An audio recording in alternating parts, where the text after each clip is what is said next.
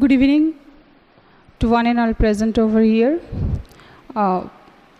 Respected revered guest of this evening, Shri Sivachidananda Saraswati Sir, Director IDM Public School, Shri Sarachandra Dixit, Mohanlal Agrawal Sir, Srimati Rajlakshmi Panda and other invited teachers. Well, Namaskar to all of you. We are happy to announce that today we are organizing this Teachers Orientation session on the topic Teaching Profession, its True Dimensions for the Benefit of the Teachers. I think we are fortunate enough that today we are going to get this opportunity through Swamiji. So it's not an opportunity, it's a blessing that he is here to teach us this noble method of teaching. At the outset, I invite our revered guest, His Holiness Sri Swami Sivachidananda Saraswati Sir, Sri Sarachandra Dixit, Director of IDM Public School, Balangir, and Srimati Rajlakshmi Panda, Principal, IDM Public School, to kindly come to the dais.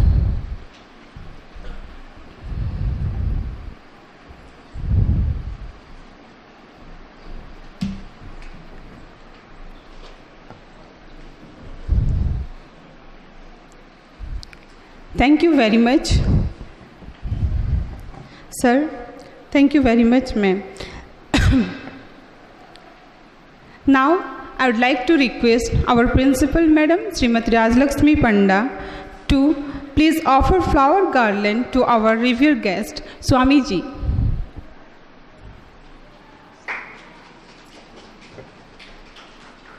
Thank you, ma'am.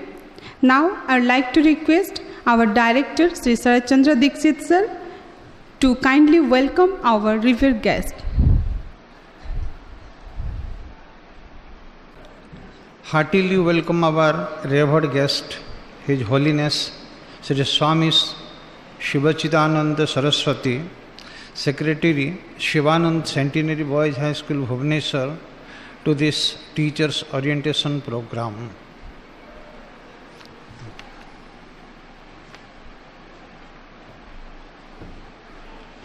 Let me introduce you to our revered guest. His Holiness Sri Swami Sivachidananda Saraswati was a lecturer in Sanskrit in his pre-monastic life. After renouncing the worldly life, he became a sannyasi in the world-renowned Sivananda order. He was the chief organizer of the International Divine Life Society, Rishikesh, India.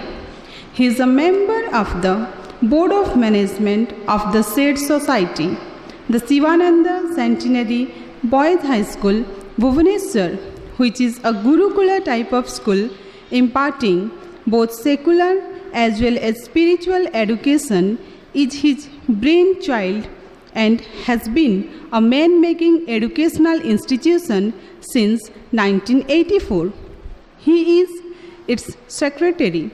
With his honorable guestship, one Teachers Awareness Program was organized at the Kalinga Institute of Social Sciences, Bhubaneswar.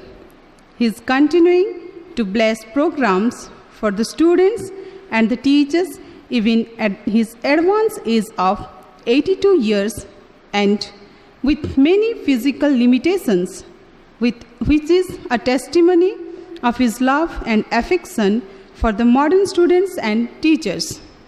Now, I request our revered guest, His Holiness Sri Swami Sivachidananda Saraswati Sir, to kindly address our teachers. Sir, please.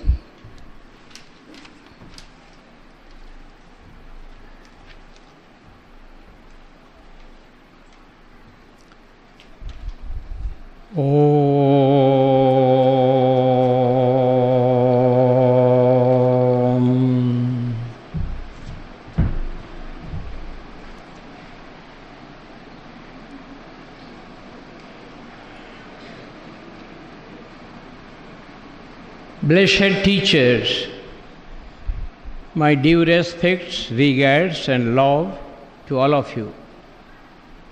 In this blessed gathering, I'll share with you all some of my thoughts on the topic teaching profession, its true dimensions.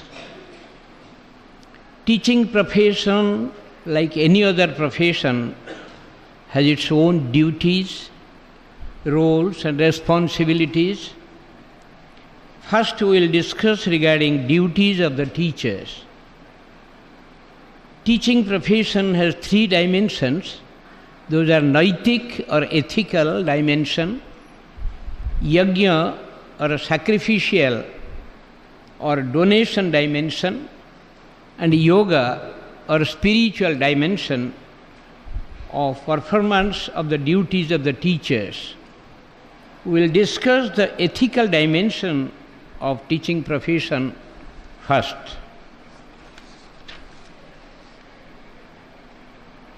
On completion of one's education, the teacher takes up some profession, vocation or occupation in order to earn money for ensuring his physical existence upon this earth plane.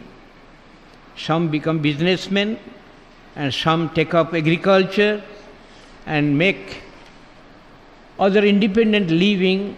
Some other become professional like doctor, engineer, lawyer, chartered accountant, management, executive, teacher, lecturer, etc. And generally seek employment or service at some institution or organization. In service career, one needs to perform his duties or kartavya as is required of him by his employer. In all these professions, vocations or occupations, one ought to perform his duties or kartavya ethically. However, it is observed that in these modern times, there has been severe degeneration in ethical values in human life, and therefore there has been severe deterioration in work culture, and therefore in performance of one's duties in almost all fields of activities in the human society. And in some cases, more particularly in employment or service careers, it is generally observed by many that casual and perfunctory approach is taken, or even negligence is displayed by many employees in performance of one's assigned duties. What to speak of performance of duties ethically?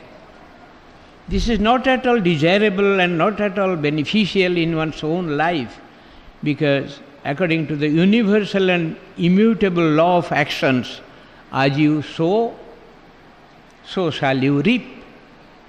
If one performs ethical conduct or righteous actions, it will bestow good results for him, and display of negligence in duties will result in severe and grave bad consequences in one's life, including sorrows, sufferings, failures, poverty, unhappiness, restlessness, etc.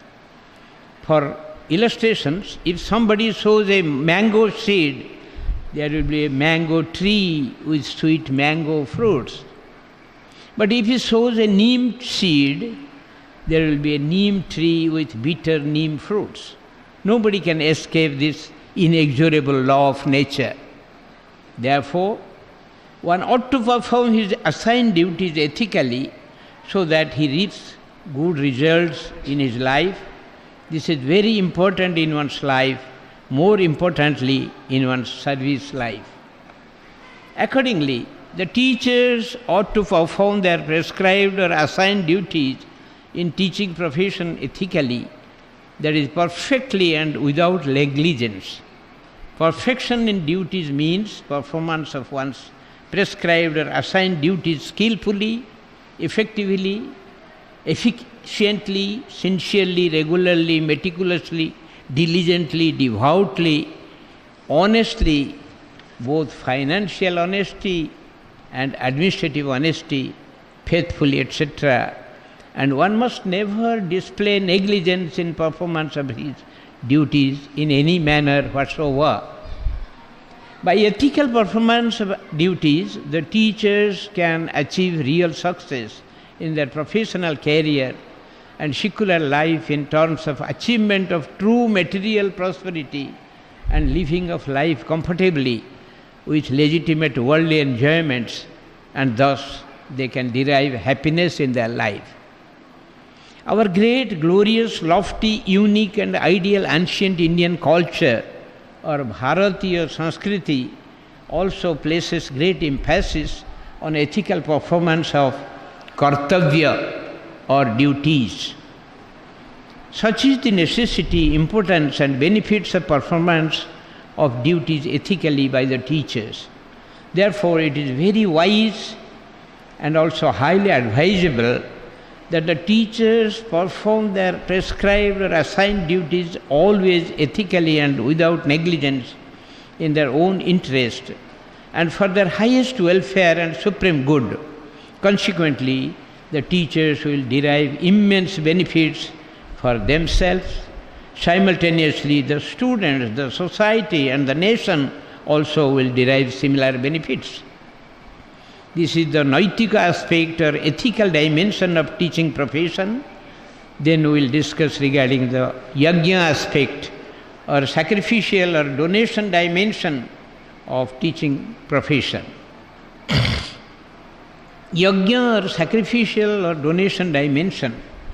Before we discuss regarding the Yajna aspect or sacrificial or donation dimension of teaching profession, let us listen to what the Brihadaranyaka Upanishad, the knowledge part of our holy scripture, that is the Vedas, say. In the 5th chapter, 2nd Brahmana of the Brihadaranyaka Upanishad, it is stated that the Devas, gods or celestial beings, Manushya, human beings, and Asuras, demons, the 3 sons of Prajapati, after completion of their Bhamavasa in his place, asked Prajapati to give them some advices. Prajapati exhorted them all the letter Dha and asked if they could understand it. All of them replied that they did understand the meaning of the letter Dha. The meaning of the letter Dha for the Devas is that they remain ever engrossed in enjoying sense pleasures and therefore they should practice Dhamana or self-restraint. That is, they should control their sense organs and restrain themselves from enjoying sense pleasures. The meaning of letter Dha for the Manushya, human beings, is that they are greedy and therefore they should give dana, charity or donation or gift in their life. The meaning of the letter Dha for the Asuras, demons, is that they are cruel, angry and violent, and therefore they should exhibit or show daya, kindness or compassion in their daily conduct. From the above, it is very clear that human beings ought to give charity or donation or gift, or in other words, they should perform yajna or sacrifice. Human beings also ought to give charity or donation for their own personal benefits, because charity or donation made by them will bestow upon them good results according to the universal and immutable law of actions, that is, as you sow, so shall you reap. Or in other words, if someone performs ethical conduct or righteous actions, it will bestow good results upon him. Charity or donation or gift or yajna or sacrifice is of several kinds, such as the material yajna or sacrifice which is performed with materials like money, food, water, cloth, medicine, and other valuable articles. And the non-material yajna or sacrifice, that is the yajna or sacrifice of knowledge or wisdom. Further, in worship or puja yajna or sacrifice, sacred wood, ghee, charu, one kind of food prepared by mixture of rice, paddy, rasite, till seeds, dry fruits, sugar, ghee, herbs, roots, etc. are offered and sacrificed in the yajna of fire. In jnana yajna, one donates knowledge or wisdom and sacrifices his time, labor and energy in performing the said yajna or sacrifice. In this connection, it is very important to note that our holy scriptures speak very high of and describe the glory of various kinds of charity or donation or yajna or sacrifice, more particularly in the Kali Yuga or the Iron Age. Those holy scriptures also state that amongst all kinds of yajnas, the jnana yajna is the highest yajna. Manusmriti speaks very high of the charity or donation or gift of knowledge, jnana yajna, or performance of yajna or sacrifice or knowledge, jnana yajna. It says, among all types of charities, the donation of Veda, knowledge or teaching, is the best. None of the donations like water, food, grain, cow, arts, clothes, jingle, gold or ghee can be equal to donating Veda. The donor of Veda gets equal to Brahma. Bhagavad Gita also speaks of the superiority of sacrifice of knowledge, jnana yajna. It says the sacrifice of wisdom is superior to the sacrifices with material objects. Our saints and sages also speak of the greatness and glory of charity or donation or gift of sacrifice of knowledge or jnana yajna. In the context of gift of spiritual knowledge or the knowledge of the self, Swami Sivachidananda Saraswati says as under, distribute knowledge, the highest service. The greatest help or service you can do to the world is the imparting of knowledge of the self. Spiritual help is the highest help you can render to mankind. The root cause of human sufferings is ignorance. If you can remove the ignorance in man, then only can he be eternally happy. That sage who tries to remove the ignorance is the highest benefactor in the world. If you remove the hunger of a man by giving food, it is only temporary physical help. It is removal of physical want for 3 hours. Then the hunger again manifests. The man remains in the same miserable state. Building of hospitals, dharmashalas and kitchens for distribution of free food, clothes, etc. are not the highest kind of help. Miseries are not eradicated.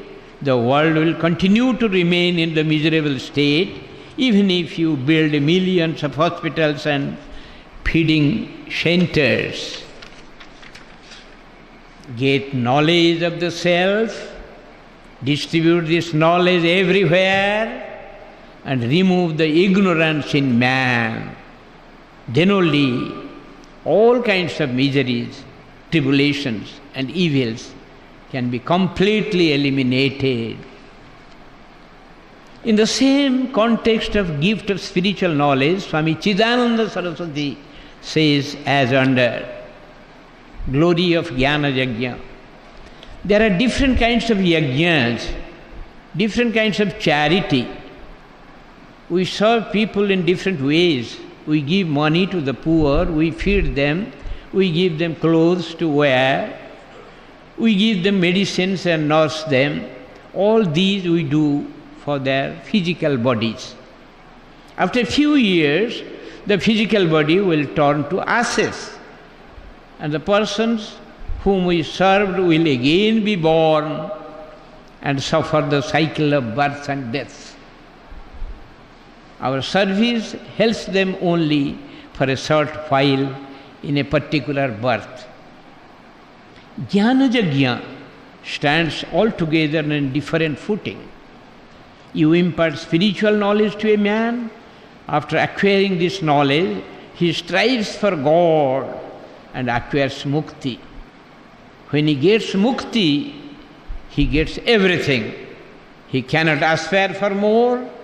That is why dissemination of spiritual knowledge is rightly considered as the highest yajna. Spiritual knowledge is food for the soul, which is permanent, while the gift of food, etc., nourish only the physical body, which is perishable. All other gifts reach, but the passing and perishable aspects of the human being, while the gift of higher spiritual knowledge reaches the inner man, the essential spiritual being within, and makes for an everlasting result. Fruit of Jnana Yajna is imperishable. The greatness and glory of charity or donation or gift or sacrifice or secular knowledge, which our teachers impart in schools, colleges and universities, also stand almost in the similar footings. Accordingly, the teachers also, like other people, giving different kinds of charity, ought to give charity of donation or perform yajna or sacrifice of knowledge. While material charities or yajnas give temporary or perishable benefits, Jnana Yajna gives permanent and imperishable benefits. Therefore, the charity of knowledge or Jnana Yajna is stated as the highest yajna. The teachers have the capacity to teach, ready-made opportunity to teach and readily available students to whom they can teach. Therefore, they can give the highest charity or donation or gift of knowledge or perform the highest Jnana Yajna or sacrifice through performance of their normal duties of teaching in schools, colleges and universities where they work. They need not spend any money or material for giving such charity or donation or gift of knowledge to their students. They also need not put any extra labor or perform any extra work in order to give such charity or knowledge. Rather, this kind of charity is inbuilt in performance of their normal duty of teaching.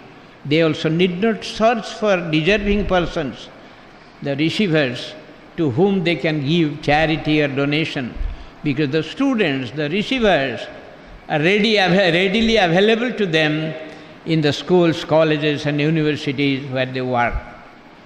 The only thing necessary is that they should consider their normal acts of teaching as their charitable acts or Jnana Yajna.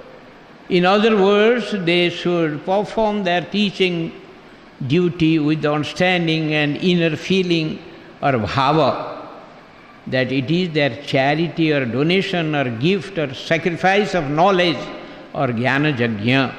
Thus, giving the highest charity or donation of knowledge or performing the highest Jnana Yajna or sacrifice of knowledge is very easy for the teachers, and in this way they are very fortunate in this matter. The teacher should perform such charity or donation or gift or sacrifice or Jnana Yajna selflessly and without expectation of any reward or return of fruit. They should note that notwithstanding their such selfless and non-expectation, they will surely be rewarded with their due salary from their employers, that is, governments or private employers. In this connection, it is our humble feeling and view that the employers of the teachers, that is, governments or private employers, ought to pay justifiable, handsome and generous salary to the teachers because they are doing their noble man-making work and also great nation-building work.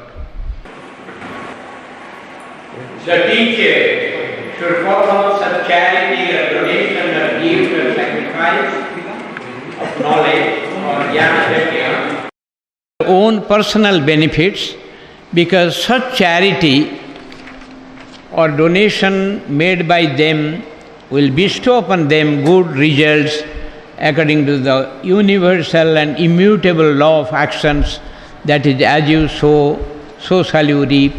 Or in other words, if someone performs righteous actions, it will bestow good results upon him. The teachers will derive greatest benefits for themselves by performance of such highest charity or donation or sacrifice or yajna.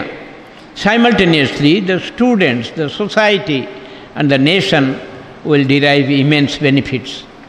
Our great, glorious, lofty, unique and ideal ancient Indian culture or Bharatiya Sanskriti also places great emphasis on charity or donation or yajna or sacrifice. Such is the necessity, importance and benefits of performance of the highest charity or donation or gift of knowledge, jnana yajna, or the highest yajna or sacrifice of knowledge, jnana yajna, by the teachers. This is the charity or donation or gift, yajna aspect or sacrificial dimension of teaching profession.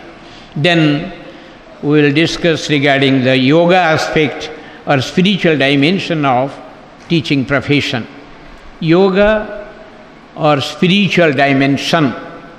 In this universe, everything is changing and going through the process of evolution in accordance with the law of nature. The lowest of the creation, that is the inanimate stones and mountains, evolve into living plants and trees. Plants and trees evolve into insects and animals. Insects and animals evolve into human beings, the crown of creation. Then the turn comes for human beings to evolve and transform into themselves into divinity, the state of their Creator Himself, and get united or merged with the Creator. This is known as moksha, or liberation of the soul, or merger, union of the individual soul with the Supreme Soul. This is also called self-realization or God-realization. On attainment of moksha, the process of evolution gets completed. Consequently, the individual soul gets permanently liberated from the wheel of births and deaths, the greatest bondage, and doesn't take further rebirth in any species of life. Thus, there is permanent end of rebirth, and consequently there is permanent cessation of worldly sorrows, sufferings and miseries, because birth of the individual soul in any species of life upon the earth plane is full of worldly sorrows, sufferings and miseries, and the individual soul of the human beings gets everlasting happiness and eternal peace. Thus moksha, that is sarva dukkha nivritti, paramananda prapti and nitya tripti, as our ancient holy scriptures and our rishis, munis, saints and sages say, is the higher purpose or the supreme goal of human life, for attainment of which only the Creator has gifted this human birth to human beings. This is the true purpose of human life. Therefore, attainment of moksha is supremely necessary and indispensable in the life of the human beings. Our holy scriptures and our saints and sages say that this supreme goal can be achieved through different paths. Just as one can reach Delhi, the state capital, by different paths such as from Bhubaneswar, Kolkata, Chennai, Mumbai, or by different mode of travel such as by train, car, aeroplane. So also one can reach the supreme goal of life through different paths. Those paths are the paths of yoga and Vedanta.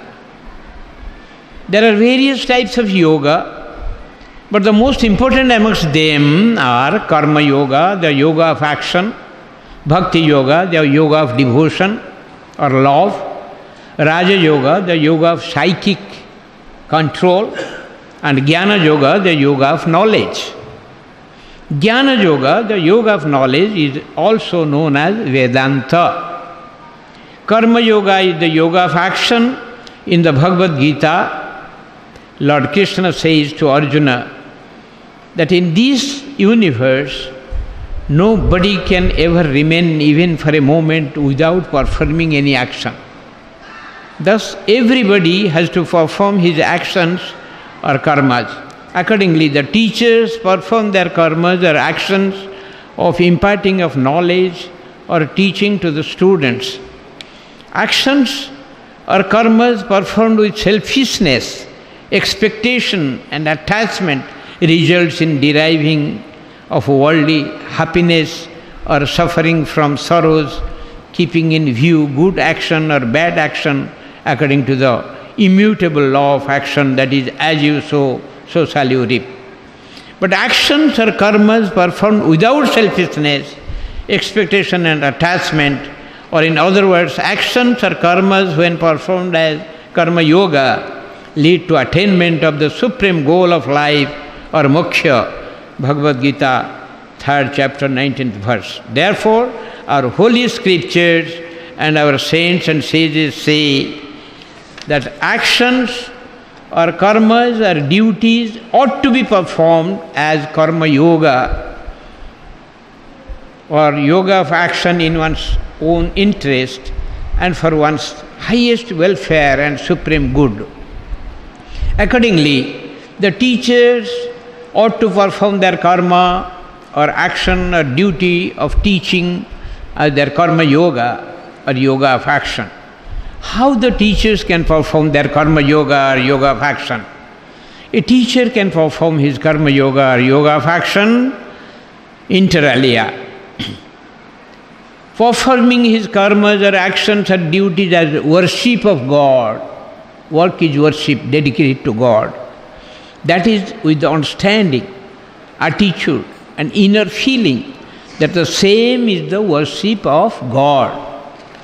Performing his karmas or actions or duties without any self-interest or performing the same selflessly or performing selfless actions, performing his karmas or actions or duties without attachment or ashakti, performing his karmas or actions or duties without expectation of reward or fruits or phala, performing his actions or duties with the feeling as an instrument in the hands of God or with nimitta bhava, without the sense of doership or kartrutva bhava, performing his karmas or actions or duties without ego or ahankar, performing his karmas or actions or duties without the sense of enjoyment of the fruits of actions or karma phala bhoga,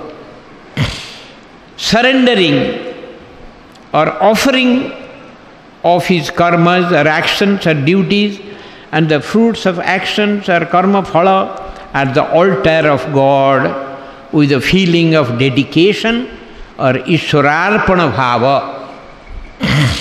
When the teachers thus perform their teaching duties as karma yoga or yoga of action, it leads to attachment of the supreme goal of human life, that is moksha or liberation of the soul or merger, union of the individual soul with the supreme soul, or self-realization or God realization, for attainment of which only the Creator has gifted us this human birth to human beings.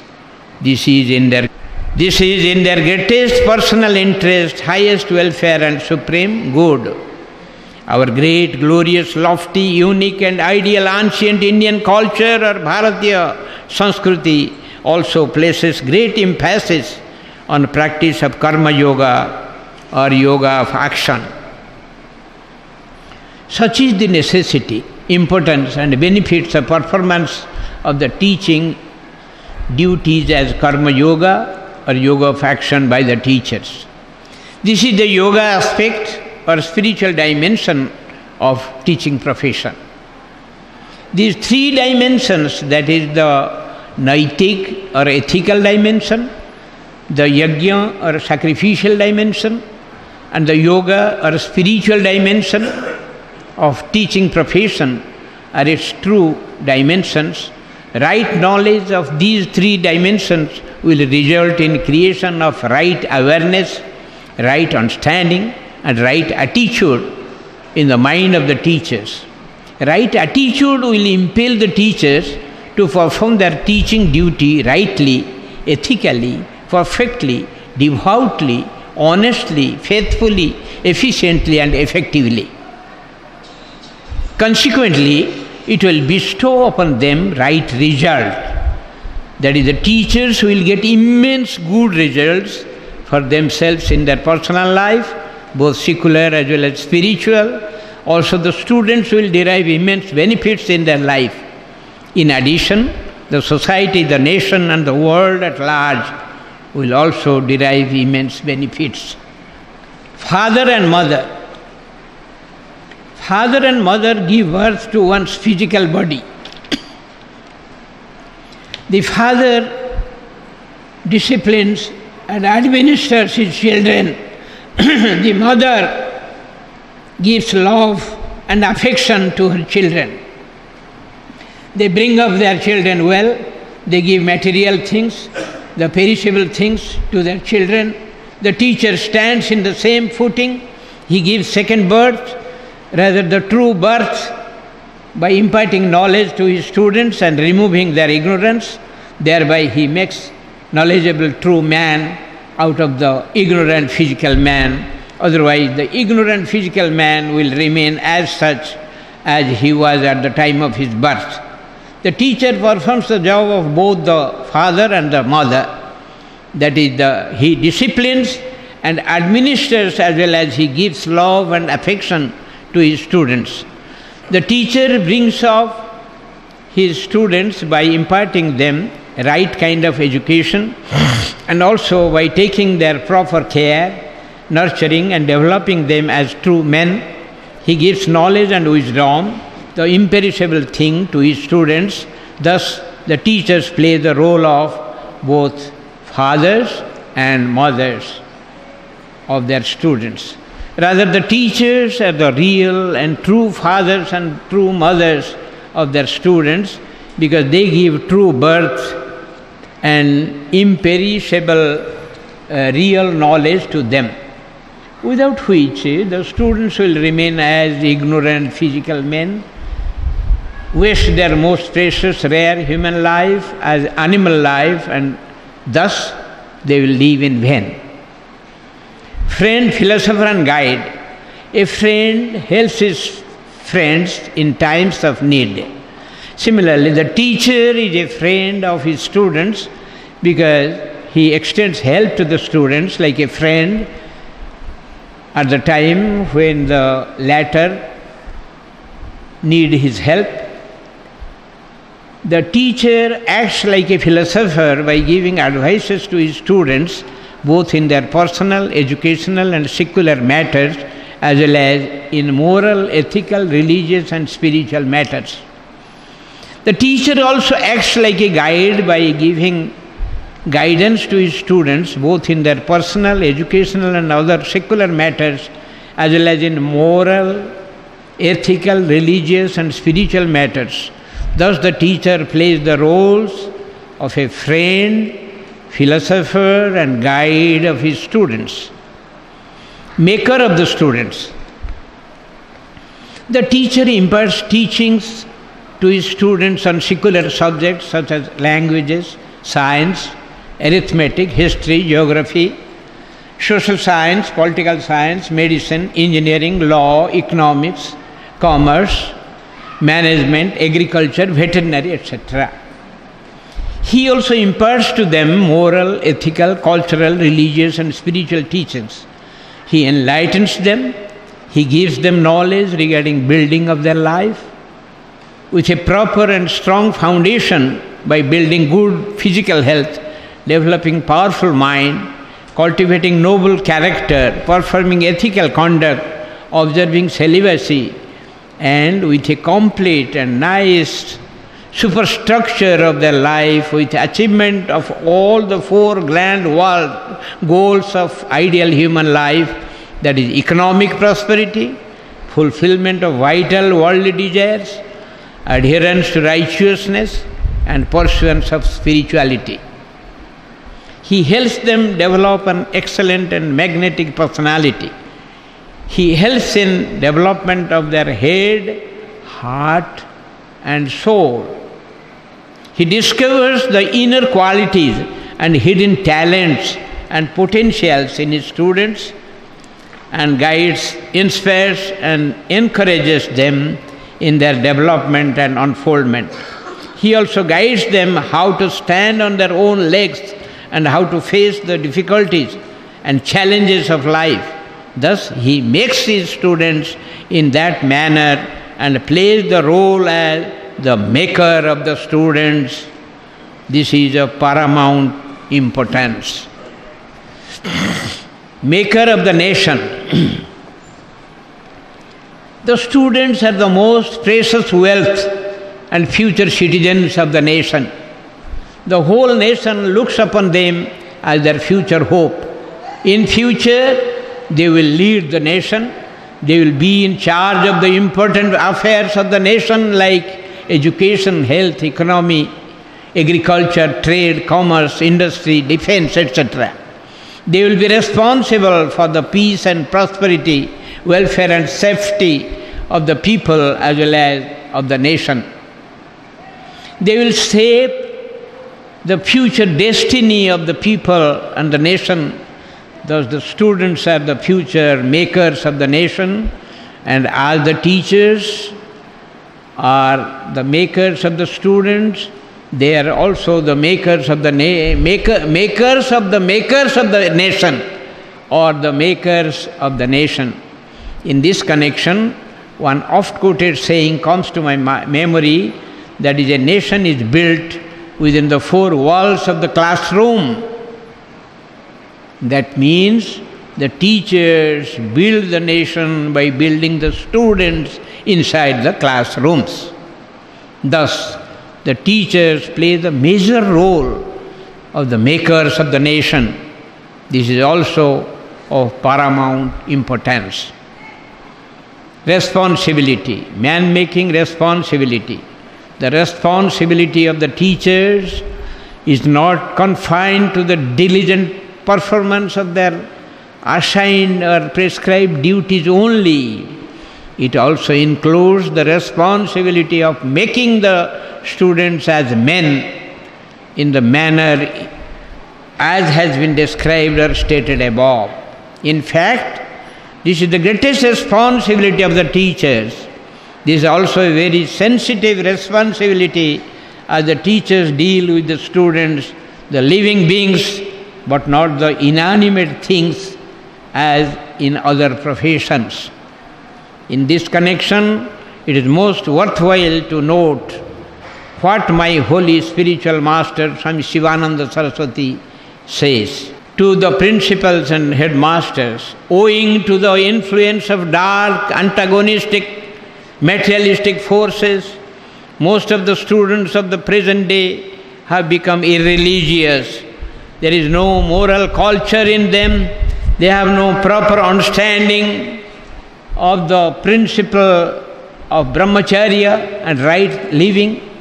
Hence, they suffer much when they come out to face the battles of life. A great onerous duty rests with the teachers and professors in training the students in the path of sadachara, right conduct, and molding their character properly. They themselves should be endowed with ethical perfection, otherwise it will be like the blind leading the blind. Before taking to the profession of a teacher, You should feel the high responsibility of your position on the educational life. Mere intellectual achievement in the art of delivering dry lectures alone will not suffice. This alone will not adorn a professor or a teacher. The students are the future hope and glory of the world. They are bulwark of the state. If they are molded properly, you will be doing the greatest good. This itself is a great yoga for you. You will be doing immense good to them if you introduce some of the religious books for their compulsory study. It will bring moral and spiritual regeneration amongst the youth.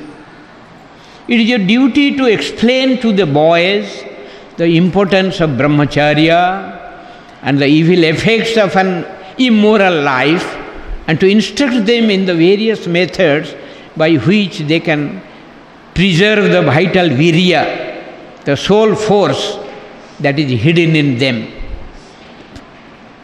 The future destiny of the world rests with you and your students.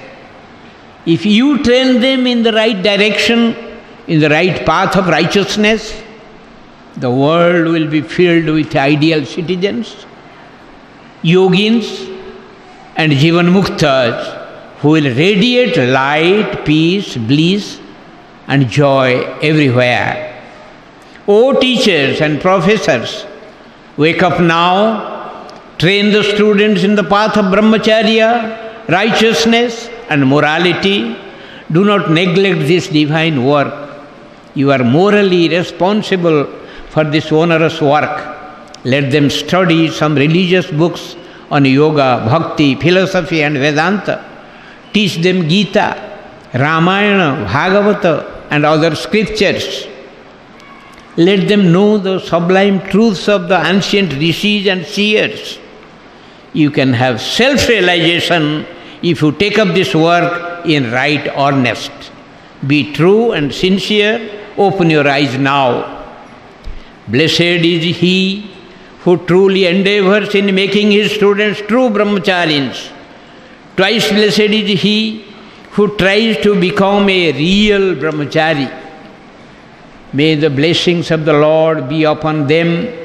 Glory to such ideal teachers, professors and students. Responsibility of imparting moral, ethical, religious and spiritual education.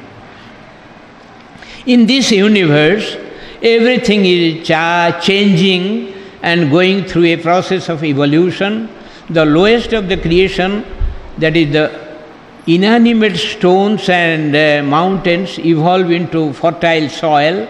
Fertile soil sustain and evolve into living plants and trees. Plants and trees evolve into insects and animals. Insects and animals evolve into human beings, the crown of creation. Then the turn comes for human beings to evolve and transform themselves into divinity, which is the state of their Creator Himself, and thereby to merge themselves in the Creator or God. With this, the process of evolution gets completed, and attainment of the state of divinity, which is also known as union of the individual soul with the Supreme Soul, or liberation of soul, or self-realization, or God-realization, or moksha, is the supreme grand goal of aspiration of ideal human life, according to our great, glorious, lofty, unique, and ideal ancient Indian culture or Bharatiya Sanskriti. And attainment of such state is possible only in human birth amongst all kinds of living beings upon this earth plane, but in no other species of life.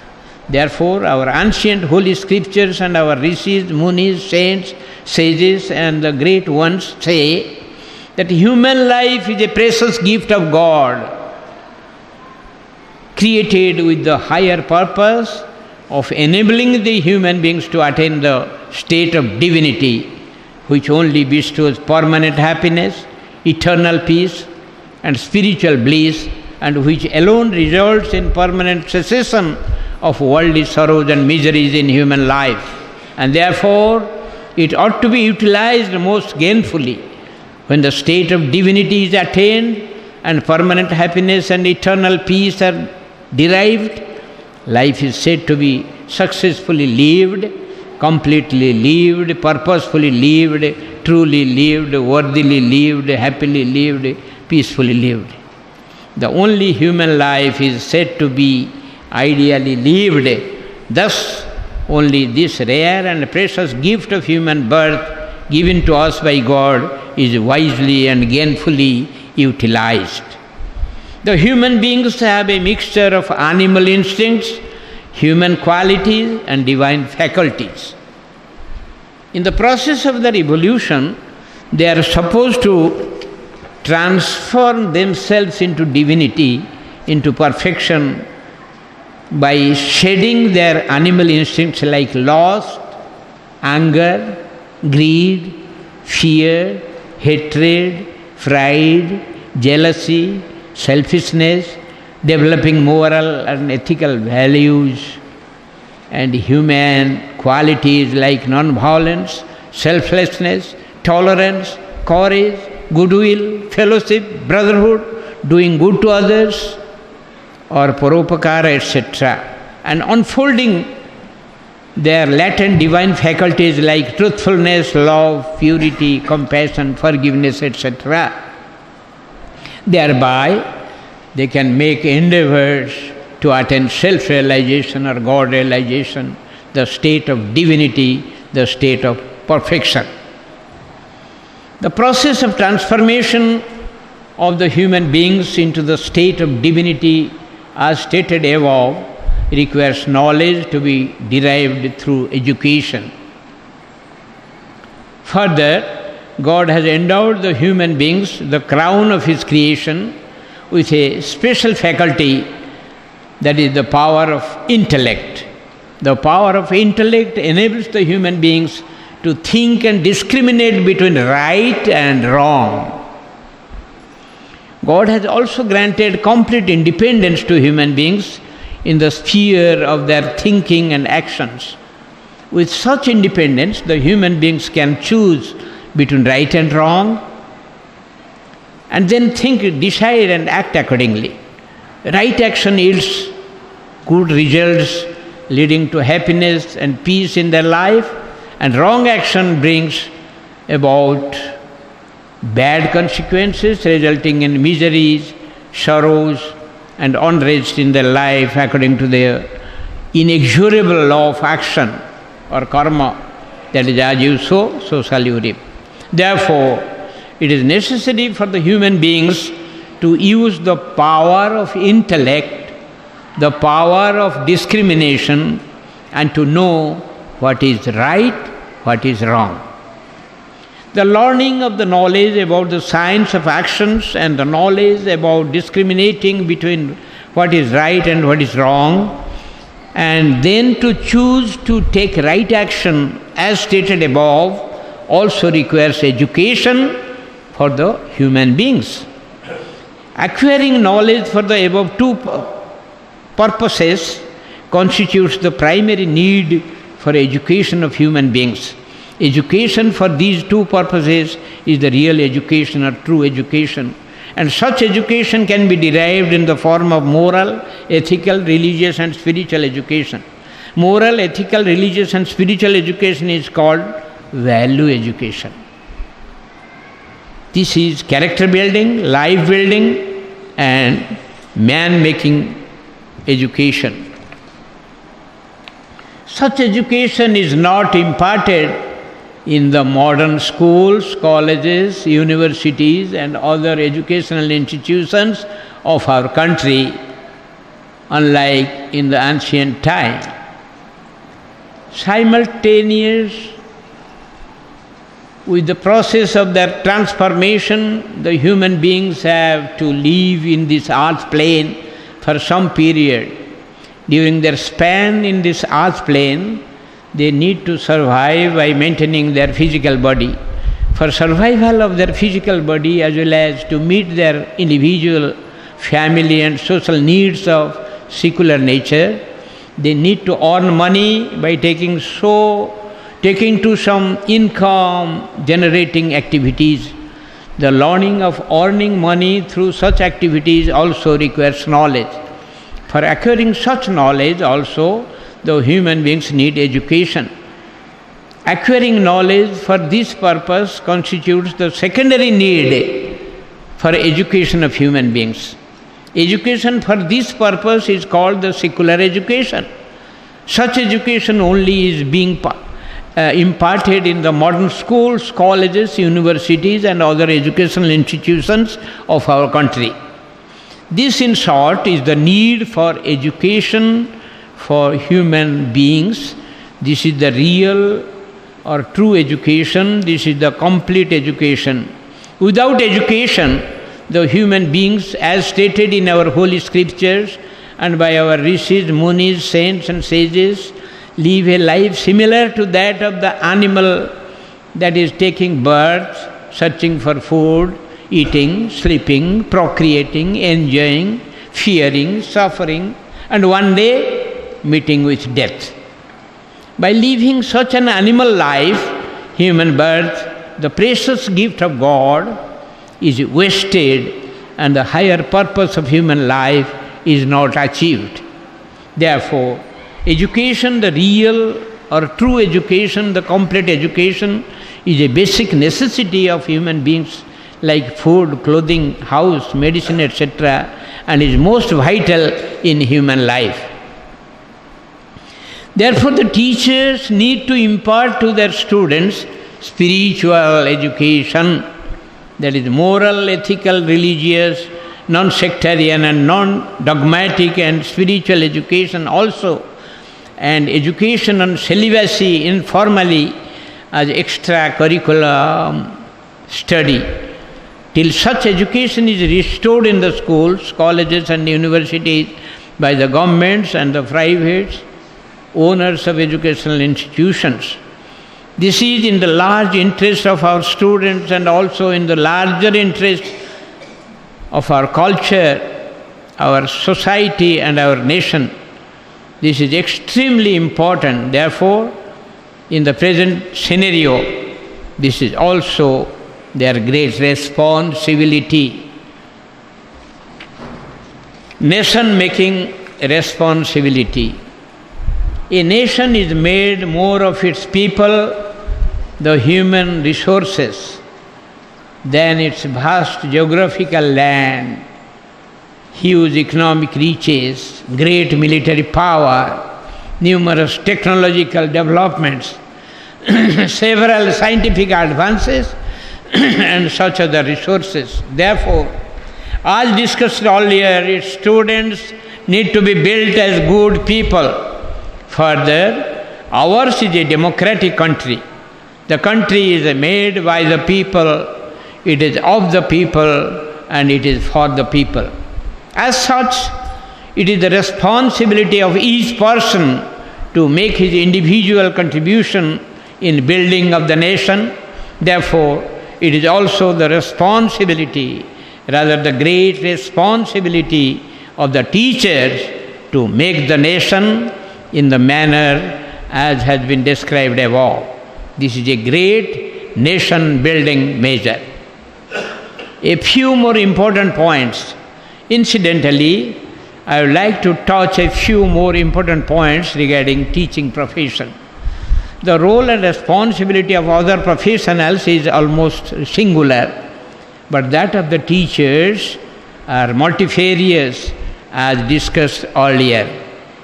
The teachers are not only the teachers, but they are also the fathers, mothers, friends, philosophers and guides, the all-in-one of the students. They are also the makers of the students and also the makers of the nations. Their duty is teaching and their responsibility is man-making and nation-building. And in order that they perform their duties perfectly, play their roles efficiently and discharge their responsibilities effectively, they should keep the following important points always in their mind. which are of vital importance for them. Teaching profession is not a commercial profession when compared with other professions. Rather, it is a noble profession.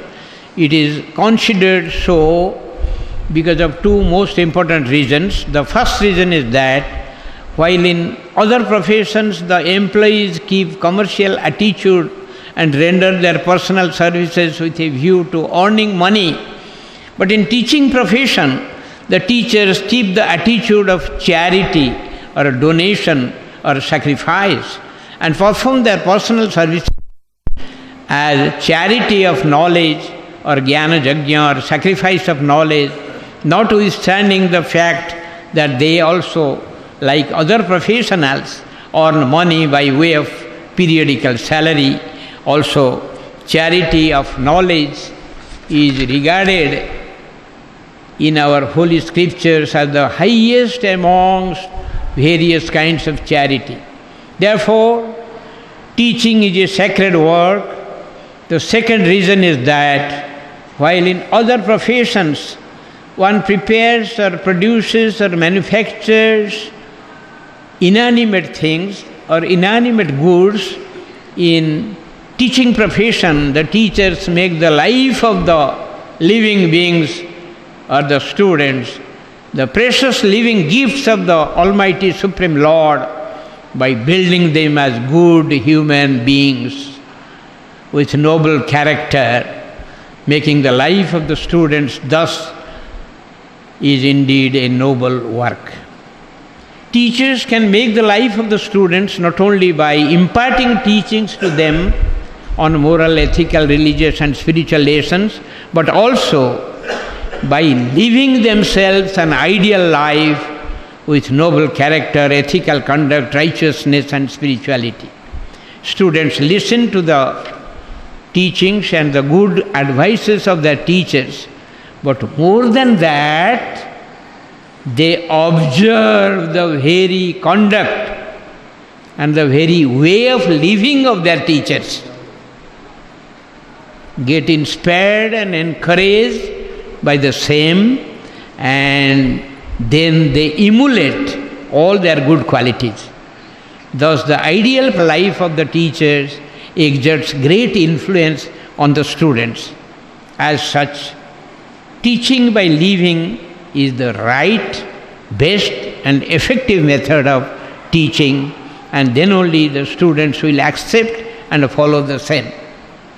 This point is of tremendous importance for the teachers. In this connection, the case of a mother seeking advices from Paramahansa Ramakrishna for her son comes to my mind. A mother with her son who was eating sugar too much met Paramahansa Ramakrishna, stated the matter and requested him to give advices to her son so that he will not eat too much sugar. Paramahansa Ramakrishna told them to come after 15 days. After 15 days when they met Paramahansa Ramakrishna, he again told them to come after 15 days. This was repeated another time, and when they came next time, Paramahansa Ramakrishna told the boy not to take too much sugar, and the boy obeyed it. The mother asked Paramahansa Ramakrishna as to why he didn't give the same advice to her son in the first time itself.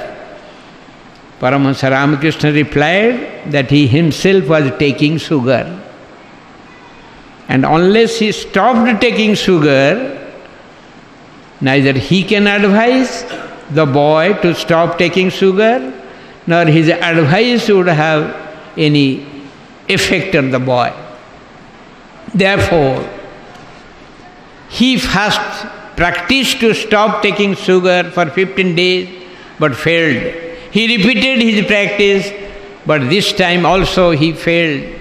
Then during the next 15 days he didn't take any sugar, and then only he advised the boy not to take too much sugar. And then only his advice became effective on the boy. Thus, advice or teaching becomes effective upon others only when it is practiced by oneself in his own life. Therefore, the teachers themselves ought to live an ideal life with noble character, ethical conduct, righteousness and spirituality, and thus set the good example and become a role model before their students. And then the students will accept and follow their advices. In this manner, the teachers can make the life of their students. Thus, first live by oneself and then teach the students. Or in other words, first practice in own life and then preach to the students ought to be the motto of the teachers. Ethical performance of duties by the teachers has its great consequences upon the life of the students in comparison to that in other services or other jobs. In administrative services or commercial services or industrial services, the employees and officials deal with inanimate things like preparing letters, notes, memorandum, producing or manufacturing goods, etc. Imperfect performance of duties by them may result in monetary loss of or financially damage to the inanimate things. Such losses or damages can be repaired by the letters, notes, memorandum or the goods can be made afresh. But in teaching profession, the teachers deal with animate human beings. Imperfection or negligence displayed in the performance of duties by the teachers will not result in removal of ignorance in the students, and the students will remain ignorant as they were at the time of their birth. The students cannot be made man by the teachers due to imperfection or negligence displayed in imparting of right kind of education, and consequently the students, the living beings, will suffer permanent damages and irreparable losses in their life. Such damages or losses cannot be repaired or made good. Further, as a sequel to the damages or losses in the life of the students, the entire society and the whole nation will also suffer permanently, because the students are the future members of the society and the future citizens of the nation. Such is the grave consequences of imperfection or negligence displayed in performance of duties by the teachers on the life of the students and on the society and on the nation. Hence, ethical performance of duties by the teachers is of utmost importance.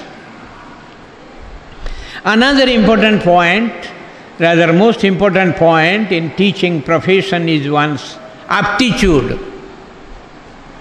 Aptitude towards imparting of teachings. Some teachers take to the teaching profession by choice. That is, they have inborn aptitude, pravriti, for teaching. And it is their inborn nature, svabhava, to impart teachings. They have passion for teaching. They like and love teaching work very much. Therefore, they prefer teaching profession and they get employment as teachers. Such teachers take a great interest in imparting of teaching to the students. They love their profession, love their subjects, and love their students. Hence, they dedicate their time, energy, mind, and everything to teaching work. Teach the students with missionary zeal and give their head, heart, and soul to teaching work and make their greatest endeavors to give their best to the students. Their teachings become enlightening and lively. Such teachers get job satisfaction enjoy their job and derive immense pleasure from their teaching work. The students in their turn derive immense benefits from the teachings of such teachers. Other teachers come to the teaching profession perforce or under compulsion. That is, they could not get employment in other professions, but got employment as teachers in their efforts to secure some employment. Thus, they come to teaching profession as a matter of employment, vritti. Such teachers teach their students generally in a mechanical or routine or perfunctory manner. Their teachings generally become dry. They generally do not get job satisfaction, cannot enjoy their teaching work, and do not derive pleasure from the teaching profession. And the students do not get quality teachings from such teachers, and their teachings are found to be not enjoyable, pleasant, and lively.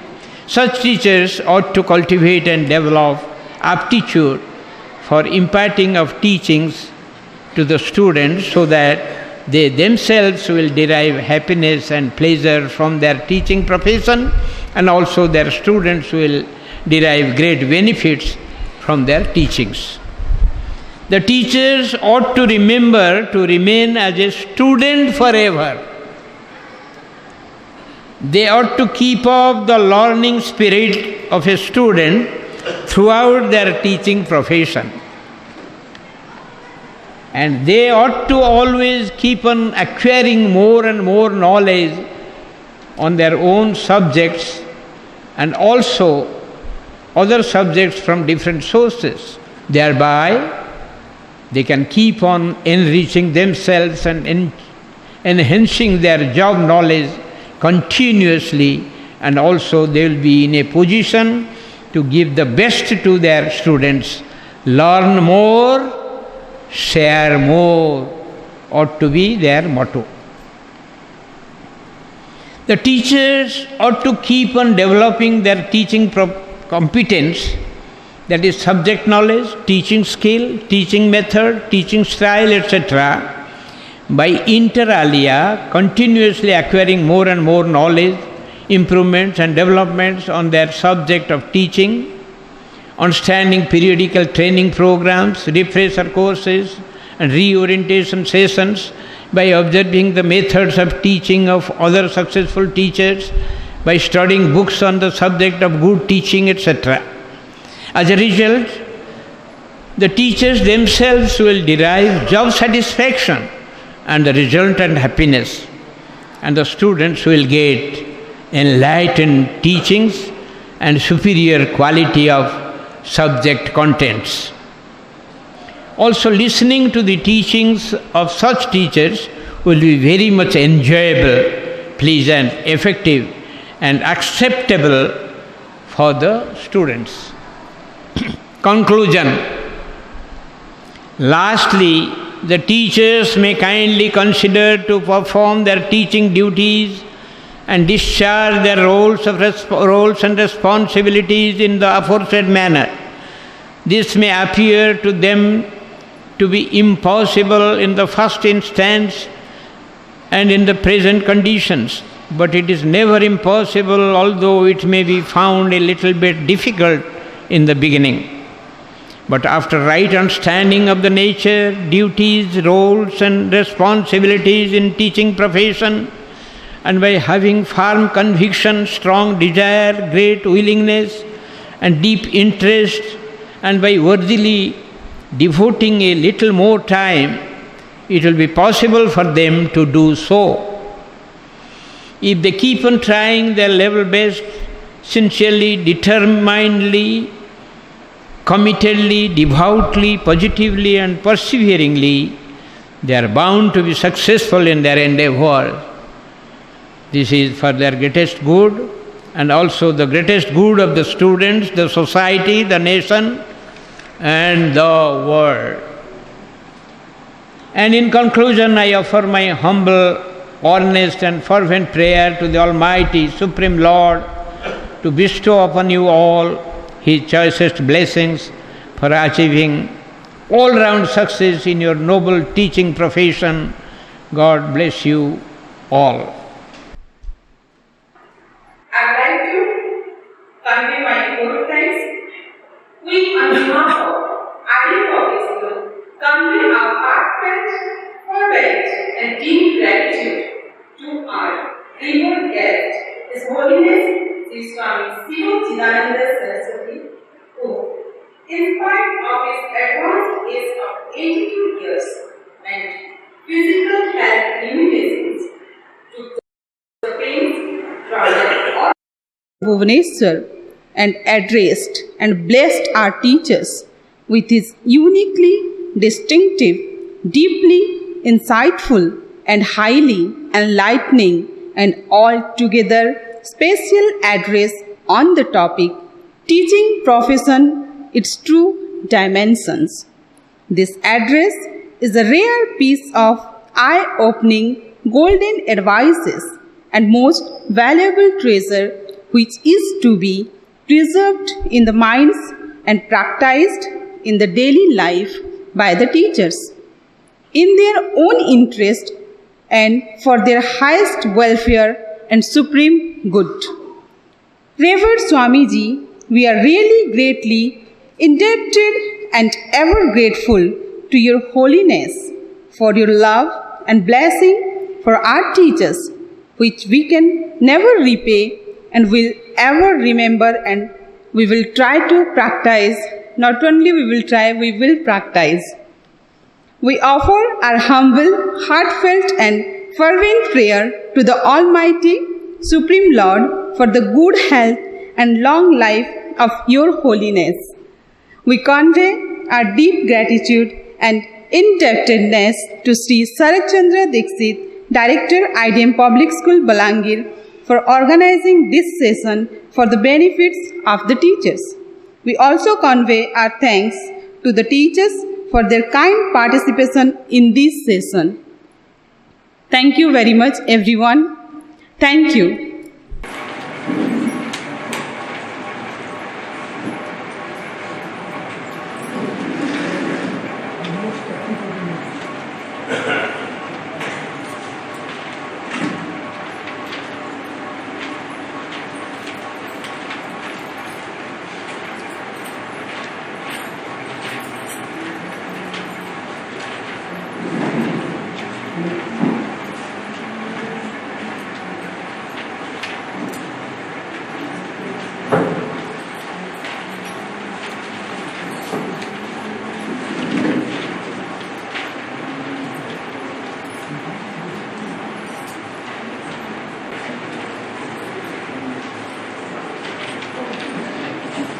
God bless all.